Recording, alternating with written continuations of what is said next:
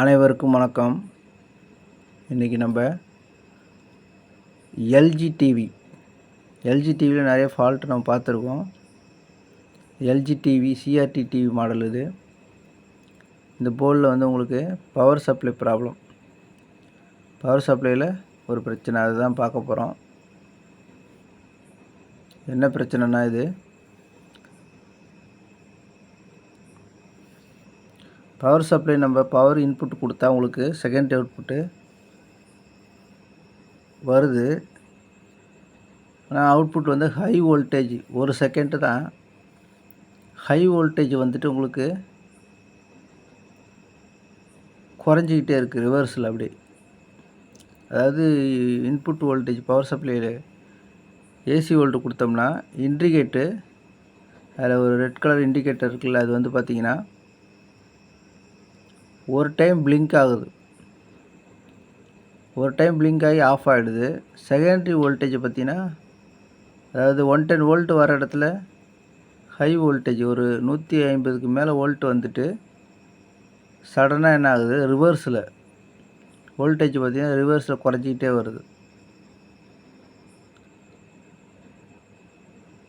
TV on பண்ணி காமிக்கிறேன் பாருங்கள். ஆன் பண்ணும்போது மட்டும்தான் அந்த இண்டிகேட்டர் எரியுது, உடனே ஆஃப் ஆகிடுது.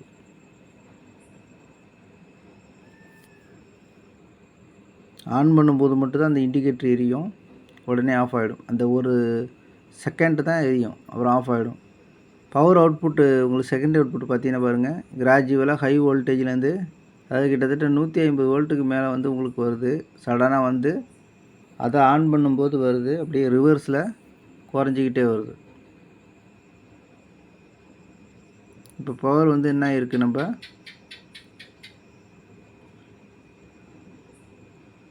செகண்டரி வோல்ட்டு பார்த்திங்கன்னா அதுமாரி அப்போ ஆஃப் பண்ணியாச்சு. ஆஃப் பண்ண பிறகு அந்த மெயின் ஃபில்ட்ரு சொல்கிறோம்ல, பவர் சப்ளையில் நம்ம ரெக்டிஃபையருக்கு அப்புறம் வரக்கூடிய ஒரு மெயின் ஃபில்ட்ரு வோல்டேஜ் பார்த்திங்கன்னா என்ன ஆகுது, பவர் ஆஃப் பண்ணி எடுத்தாச்சு. ஆனால் அந்த நம்ம மெயின் ஃபில்ட்ரு இந்த கண்டென்சரில் பார்த்திங்கன்னா வோல்டேஜ் இருந்துக்கிட்டு தான் இருக்கும். கொஞ்சமாக தான் உங்களுக்கு குறைச்சிக்கிட்டே வரும். அது கொஞ்சம் கொஞ்சமாக கிராஜுவலாக என்ன ஆகும், குறையும். அது நம்ம முதல்ல டிஸ்சார்ஜ் பண்ணிடணும். பவர் சப்ளையில் இந்தமாரி பிரச்சனை வந்தால் மட்டும்தான் இந்த மெயின் ஃபில்டரில் இந்த ஸ்டோரேஜ் ஆகிருக்கும் கெப்பாசிட்டரில் இந்த வோல்ட்டு. இந்த இன்ஸ்டண்ட்டில் ஹை வோல்டேஜ் செகண்டரி வோல்ட் வந்து 150க்கு மேலே வந்துட்டு கிராஜுவலாக டிக்ரீஸ் ஆகும். ஆனால் இந்த ப்ரைமரியில் இருக்கிற மெயின் ஃபில்டர் இருக்கக்கூடிய கெப்பாசிட்டர் பார்த்திங்கன்னா ஹை வோல்டேஜ் இருக்கும், அது கிராஜுவலாக தான் உங்களுக்கு குறைஞ்சிக்கிட்டு இருக்கும். இதே ஒர்க்கிங் கண்டிஷனில் இந்த வோல்டேஜ் அதில் இருக்காது, ஸ்டோரேஜ் ஆகாது. இது மெயின் ப்ராப்ளம் பார்த்திங்கன்னா உங்களுக்கு ஃபீட்பேக் சர்க்யூட்டில் பிரச்சனை. இந்த ஃபீட்பேக் சர்க்யூட்டில் இப்போ நான் காமிக்கிறது பார்த்திங்கன்னா, இந்த இடத்துல ஒரு 91K 91K ரெஜிஸ்டர்ஸு சீரீஸாக இருக்கும். அதில் ஏதாவது வந்து ஒன்று ஓப்பன் ஆகியிருந்தாலும் நமக்கு இந்த ஃபால்ட் வரும். அதேமாரி பார்த்திங்கன்னா ஆப்டோ கப்ளர், இந்த எஸ்டிஆர் இருக்குல்ல, அந்த எஸ்டிஆர் கிட்ட ஆப்டோ கப்ளர் வழியாக நமக்கு சிக்னல் ஒன்று வரும். அதில் பார்த்திங்கன்னா 4.7K ரெஜிஸ்டர் ஒன்று போட்டிருப்பாங்க, 4.7K ரெஜிஸ்டரு. அது உங்களுக்கு ஃபீட்பேக் சர்க்யூட்டில் வருது. அது ஃபீட்பேக் சர்க்யூட்னால் செகண்டரி வோல்டேஜ் உங்களுக்கு ஃபீட்பேக்காக திரும்பி ப்ரைமரிக்கு நமக்கு கொடுத்துருப்பாங்க. அதுக்கு தான் இந்த ஆப்டோ கப்ளர் யூஸ் பண்ணி நம்ம கொடுத்துருப்போம். அதாவது செகண்டரி வோல்டேஜ் நமக்கு 110 வோல்ட்டு வந்து கான்ஸ்டண்ட்டாக வரணுங்கிறதுக்காக அந்த வோல்ட்லேருந்தே என்ன போயிருப்போம், ரெஜிஸ்டர் மூலமாக நம்ம ஸ்டெப் டவுன் பண்ணி அதை குறைச்சி நமக்கு ஆப்டோ கப்ளர் வழியாக ப்ரைமரிக்கு சிக்னல் கொடுத்துக்கிட்டே இருப்போம். அந்த வோல்டேஜ் வந்து கான்ஸ்டண்ட்டாக வரணுங்கிறதுக்காக. அதுதான் ஃபீட்பேக் சர்க்யூட்டு.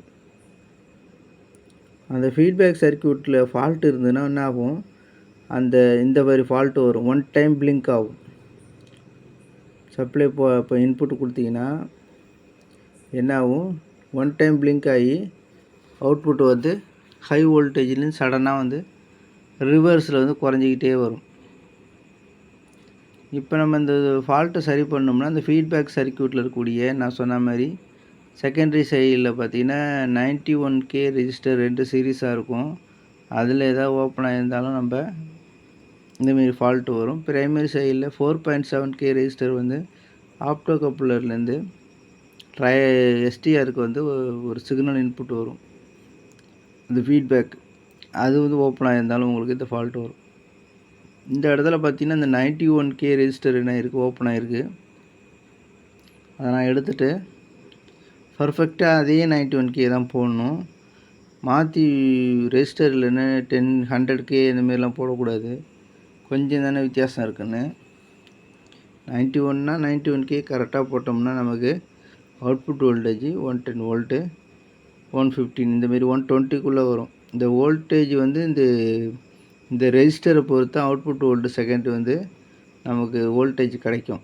இந்த ரெஜிஸ்டர் வேல்யூ வந்து இல்லை, கொஞ்சம் தானே வித்தியாசம் இருக்குன்ட்டு 100Kவோ இல்லை அதுக்கு கம்மியாகவோ நம்ம அதில் இருந்த ரெஜிஸ்டரை விட கம்மியாகவோ வேல்யூ போடக்கூடாது. இப்போ பாருங்கள், கண்டினியூவாக லைட் எரியும்.